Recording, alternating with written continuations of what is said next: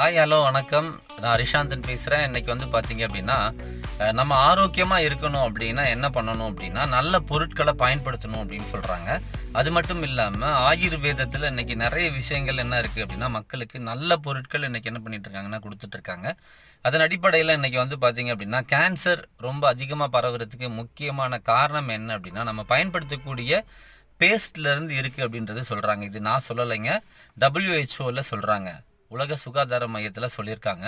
ஒரு தடவை நீங்கள் பல்லு விளக்குனீங்க அப்படின்னா 9 சிகரெட்டுக்கு சமம் அப்படின்னு சொல்லியிருக்காங்க. ஸோ இன்னைக்கு பெண்கள், குழந்தைகள், இன்னைக்கு யார் வேணாலும் இருக்கலாம். ட்ரிங்க் பண்ணுறவங்களுக்கு மட்டும் இல்லை, எல்லாத்துக்குமே வந்து கேன்சர் வர்றதுக்கு மிக முக்கியமான காரணம் இன்னைக்கு பேஸ்ட் அப்படின்னு சொல்கிறாங்க.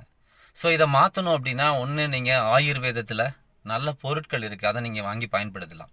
சரிங்களா? அது மட்டும் இல்லாமல் நிறைய இன்னைக்கு ஆயுர்வேதத்தில் நல்ல விஷயங்களை இன்னைக்கு அரசாங்கமும் எடுத்துகிட்டு வந்துட்டு இருக்கு. அதன் அடிப்படையில்